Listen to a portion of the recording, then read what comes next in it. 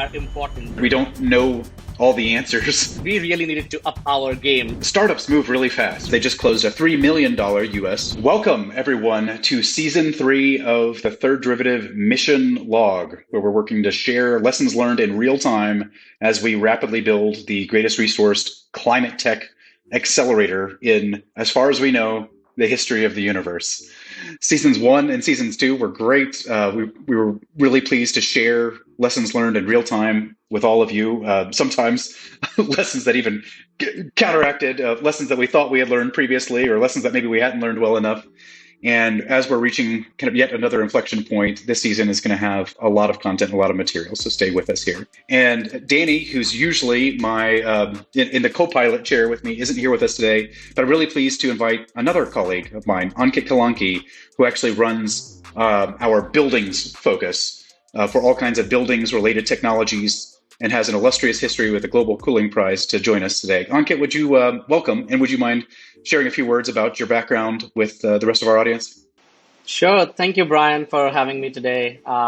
So my name is Ankit Kalanki. I'm a building sector lead at Third Derivative. And that means I look at all the exciting and high climate impact stuff in the buildings and the construction space, and really work together with the startup companies to help them identify ways to accelerate their product's pathway to commercialization. That's the area that I focus on. I came to D3 after working for about 2.5 years on RMI's Global Cooling Prize initiative. In one sentence, the prize's aim was to identify and demonstrate super efficient, lower climate impact, and affordable residential cooling solutions for all.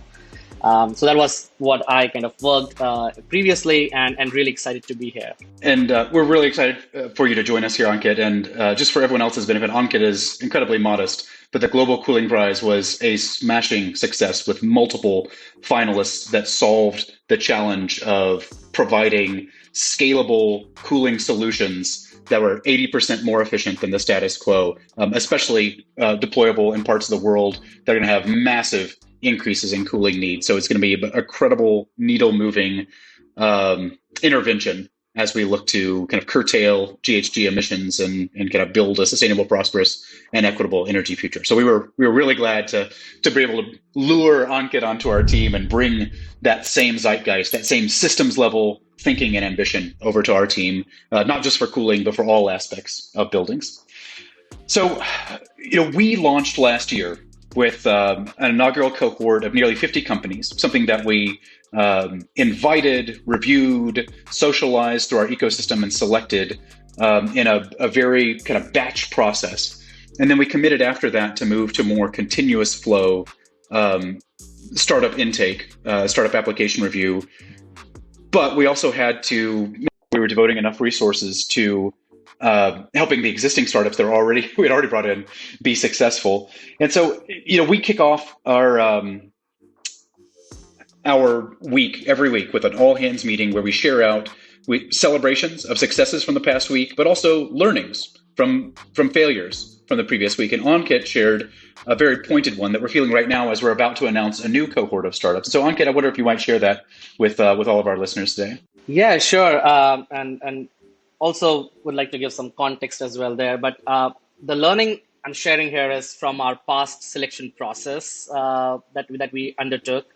But it's more importantly, it's a reflection on the fact that failures are important as a part of a learning process, be it startups, be it individuals, but they're really important to help us develop a proper perspective on what success could look like in the future. So as you already mentioned, Bryan, we receive applications on a rolling basis. We evaluate them on a rolling basis. And last month, we started communicating all our final decisions to the startups that are coming into our upcoming cohort. And this was obviously exciting for all of us. But we realized that one startup company that we were really excited about was unable to join the program. And the reason was that they had moved further ahead in their journey during this period, which is between the timeline of application submission to the timeline of final decision. So This was kind of disappointing for us as we were really excited about them. But we recognized that we really needed to up our game. The selection process team really needed to up our game so that we can shorter the selection process timeline. Time is super critical and of essence to all of these startup companies, especially in the dynamic world that we are operating today. So our priority was to spend resources to make the process more transparent and faster for our startups while ensuring high quality due diligence. And so what we have done to kind of, based on that learning, is that we have now developed a new data-driven process that is pretty much in its final stages of testing and approvals now. And that will enable us to undertake the selection process in a much shorter time frame while ensuring the similar quality of technoeconomics and investability due diligence. Yeah, so I heard a couple of things there, Ankit. One is that just startups move really fast, right? That's part and parcel of the nature of what they do. And so we have to match our processes to move at similar speeds, right? Otherwise, we're evaluating things that are completely out of date, for us, but also for them. And if I understand correctly, the selection team has now committed to 45 to 60 days from application receipt to final decision, which is a strong improvement from kind of moving from months long decision-making process to weeks-long decision-making process. That'll be good for the startups. It'll be good for us as well. We also are a startup and have to maintain kind of startup-like agility.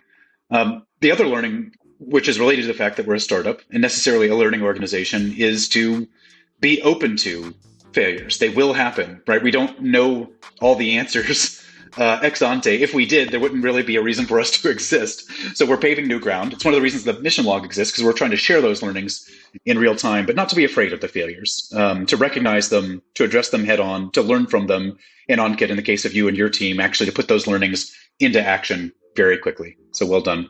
Great. So we also like to feature, well, we've traditionally featured one startup a week. At the scale at which we're operating, we've recognized that that's just not really enough. We haven't really made it through even half of our existing startups so far through 2 seasons. And part of that is because there's so many of them. Part of it is because we end up featuring the same startups multiple times because some of them are on massive growth inflection curves. And so we had news about them a few weeks ago, and now we have news about them again. But we're about to announce new startups as well. So it's clear that we're fighting a losing battle just doing one startup a week. So starting today, in the first episode of season 3, we're going to be featuring 2 startups per week. And Ankit, since you're here with us and since you focus on the building sector, I wonder if you might share one of our building startups with us. Yeah, sure, Bryan. Happy to share kind of the progress that a company called Blue Frontier has been making over the past months.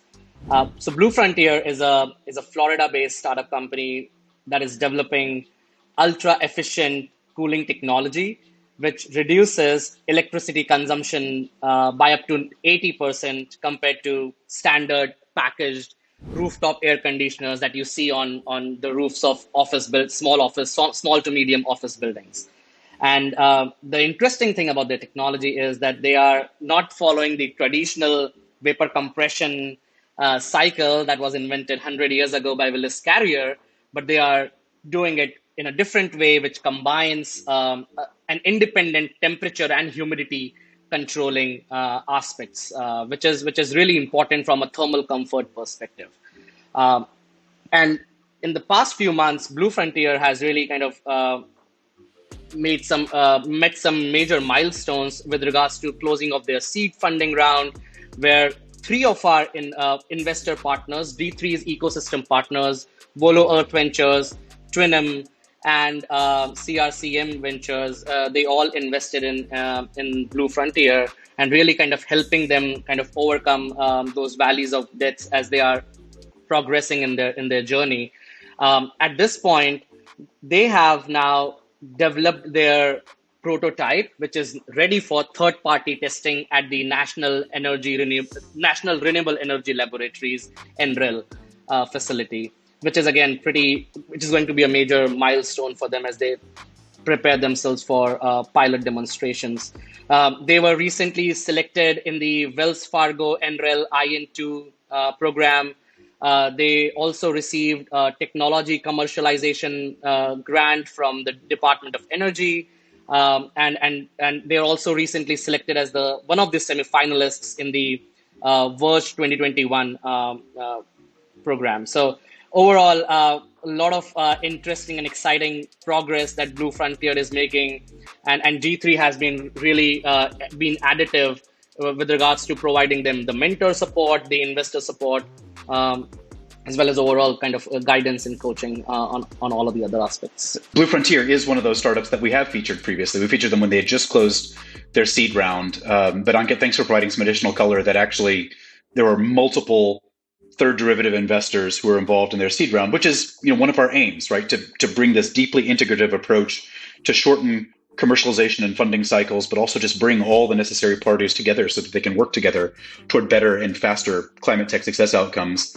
But it's also thrilling to hear how they've been putting that seed round to work, and they've been hitting milestones and moving quickly. That's exactly what we like to see. I'll feature as our second startup of the week, another North American startup called Membryon that produces ion exchange membranes. So ion exchange membranes are actually the first or sometimes second most expensive components in a number of applications, such as water purification, redox flow batteries, hydrogen electrolyzers, and fuel cells. And so Membryon has developed a proprietary technology to produce these membranes at much lower cost and simultaneously high performance. That's great in and of itself for the existing markets, but the membranes are one of the most expensive components in these applications, this can be a key, their progress can be a key unlocking function in things like hydrogen electrolyzers and fuel cells as we really look to scale up those entire industries.